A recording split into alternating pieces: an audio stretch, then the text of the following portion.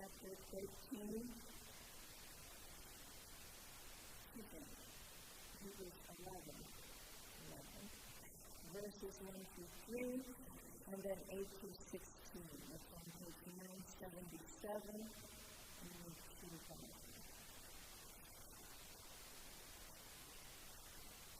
The meaning of faith. Now, faith is the assurance of things hoped for, the conviction of things not seen. Indeed, by faith our ancestors received approval. By faith we understand that the worlds were prepared by the word of God, so that what is seen is made from things that are not visible. Faith of Abraham. By faith, Abraham obeyed when he was called to set up for a place that he was to receive as an inheritance, and he set out, not knowing where he was going. By faith he faithful time the land with the promise was in a foreign land, living in tents, as did Isaac and Jacob, who were heirs with him of the same promise. For he looked forward to the city that has foundations, whose architect and builder is God. By faith he received power of procreation, even though he was too old and Sarah herself was barren, because he considered him faithful who had promised.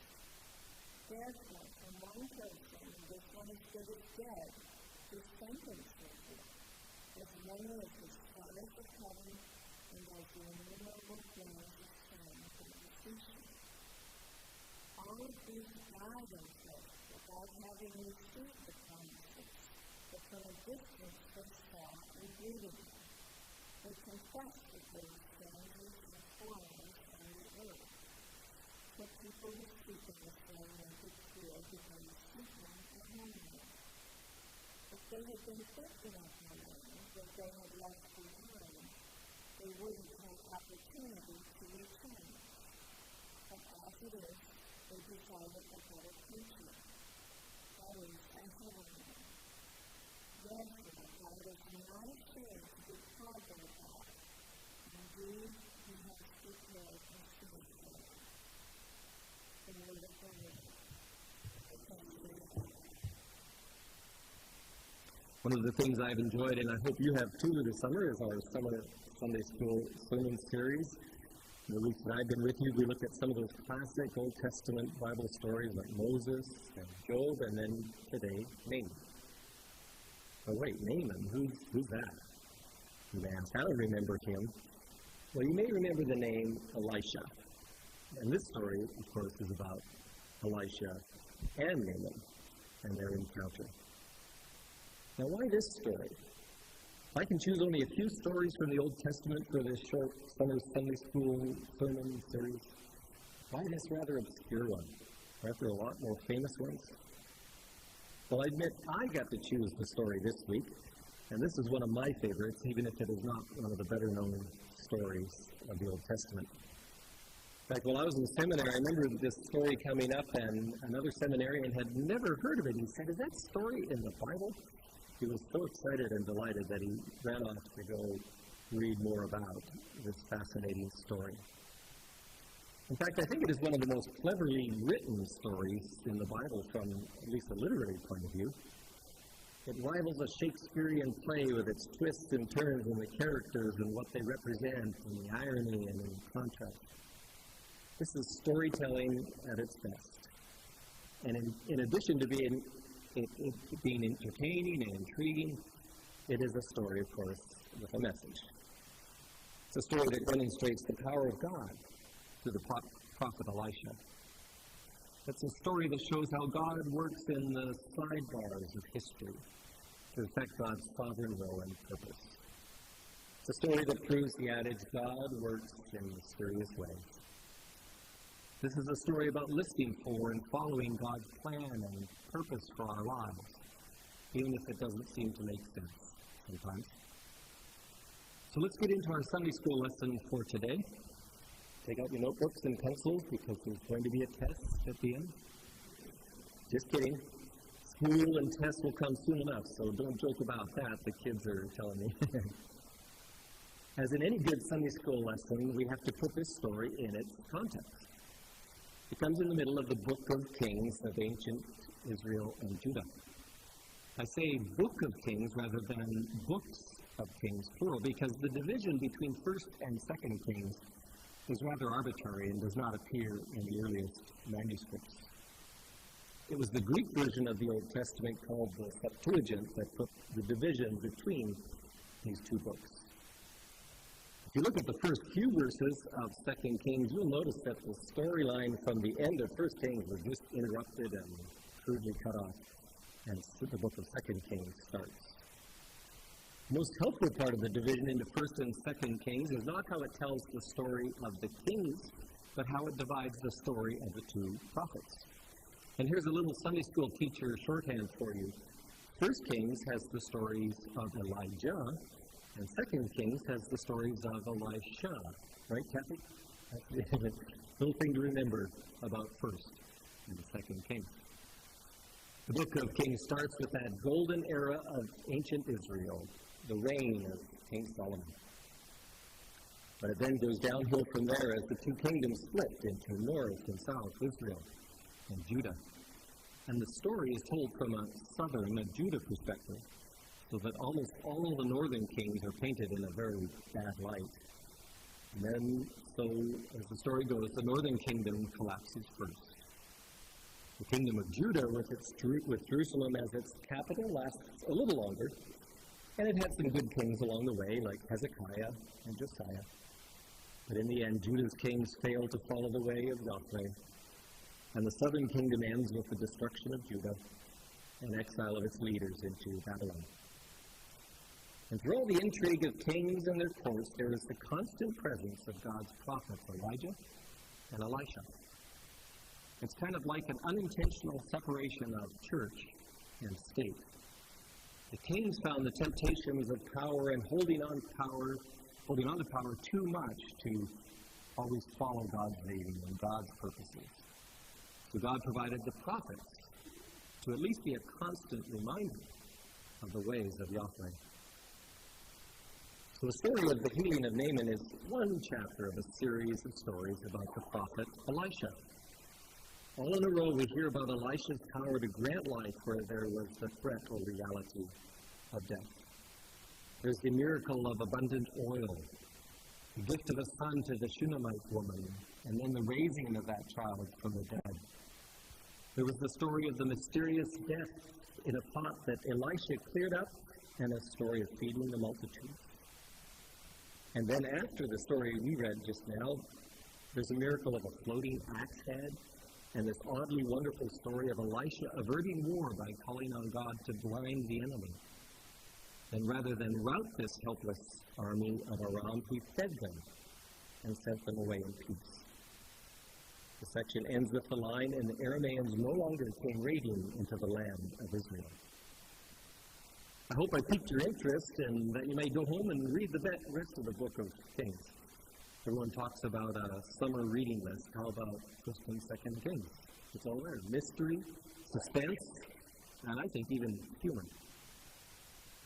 Any one of these stories could demonstrate the power of Elisha to accomplish God's purposes. But let's focus on this one story, the story of Elisha's healing of Naaman. The main outline of the story is fascinating enough, and it has an obvious message. But when we dig a little deeper, we can see how the use of irony and contrast serve to make the impact of the story all the more powerful. We read all the way to the end of the chapter, and let me just summarize again how this story all goes along from the first part to the second part. It's like there was a part 1 and part 2. The story begins with Naaman having leprosy and being healed. And then it ends with Gehazi, Elisha's servant, being afflicted with leprosy. Naaman is the ultimate outsider. He's a Gentile warrior, a potential enemy of Israel, and he is healed. Gehazi is the ultimate insider, servant to the prophet of Israel, and he becomes afflicted. Naaman's female servant is faithful and encourages Naaman to do as the prophet says, whereas Elisha's servant, Gehazi, is unfaithful, treacherous, and deceitful. This great man Naaman, a military leader, is dependent on the advice of a young servant girl if he is to be healed. And the request for this healing goes from the king of Aram to the king of Israel through proper diplomatic channels. But the king of Israel panicked because he, the king of all Israel, knew he was powerless in this situation. The story turns proper protocol on its head because Naaman expects Elisha to come and stand before him. But Elisha simply sends a message, and it is Naaman who ultimately stands before Elisha in humility and ultimately gratitude. Naaman offers a gift to Elisha, but the prophet refuses. His motives were pure. By contrast, Gehazi, Elisha's servant, sees an opportunity and runs after Naaman and swindles a payoff from him. And the story ends with the leprosy of Naaman clinging to this unfaithful servant, Gehazi. I don't know about you, but I love this stuff. This kind of storytelling gives me goosebumps when I discover the layer after layer of meaning. I know I'm a nerd for this stuff, but let's not get distracted, because all these literary devices serve to heighten the central event of the story, which is, of course, the healing of Naaman. There's a delightful moment in this story when Elisha simply tells Naaman through a messenger to go bathe in the Jordan River 7 times. And Naaman's reply is, "You've got to be kidding." He expected something exciting and dramatic, like the prophet giving him some magic potion while reciting a mysterious incantation. Instead, he's told to bathe in a local muddy stream. He was doubly insulted. Not only did the prophet not come out to meet him, but this river was a joke compared to the rivers of his homeland, which is, of course, modern-day Syria. It's like saying, go bathe in the Harlem River when you live next to the Hudson River. He was about to leave in disgust when the servant girl points out this irony to him and says, if you were asked to do something dramatic, you would do it. So why not do something simple? He did, and he was clean. Do you think he was grateful to that young girl and to this prophet? Do you think he was glad he ate a little humble pie and decided to do what was asked of him? Of course he was. His life was changed forever by his encounter with the God of Israel. He was so impressed that he took home 2 mule loads of dirt, the soil of Israel, as a souvenir. Kind of reminds me of the ash of Mount St. Helens, the eruption 30-some years ago, that they still sell in little bottles all over the Pacific Northwest. I wonder what he intended to do with that dirt when he got there. His theology was unsophisticated, but his heart had been changed. History records what happens between armies and monarchs. But God seems to work in the margins, in stories like the encounter between a soldier and a prophet.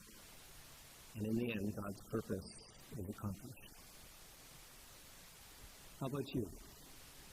Doesn't God sometimes work in the margins of our lives? Certainly God cares about the big decisions, like where we will live and what kind of work we will do. But what about the little things, like showing kindness to a stranger? Like Elisha, we may be asked to offer a healing touch of compassion to someone we really don't want to associate with. And while Elisha's methods may not work well in our culture, the point is the same. God brings people into our lives, and we are to reach out with the love and compassion of Christ. Then again, God asks us to do things sometimes that leave us saying, you've got to be kidding. I know I've experienced that feeling. When I first heard there was a church in Kisco, New York, I thought, I've never heard of that place. Sounds like a small town in the middle of nowhere. You've got to be kidding. Well, it is a small village, but it's not exactly in the middle of nowhere. Elizabeth likes to call New York City the center of the universe. But we listened to that call, and we came. And like Naaman, I am glad that we did. I've come to love you, and we love living in this beautiful part of the country. Is God calling you to do something that leaves you saying, you've got to be kidding? This story is a reminder that God's ways are not our ways. That God's ways often turn our normal assumptions upside down. The world says popularity, financial security, and good times are what are most important. We want to be in the spotlight, but this story reminds us that God's work goes on in the sidelines. Naaman wanted to do something dramatic. He wanted the 6 o'clock news to be there, to capture it on film. Maybe it would go viral online. But no, it was something simple in the middle of nowhere. What's going on in the margins of your life?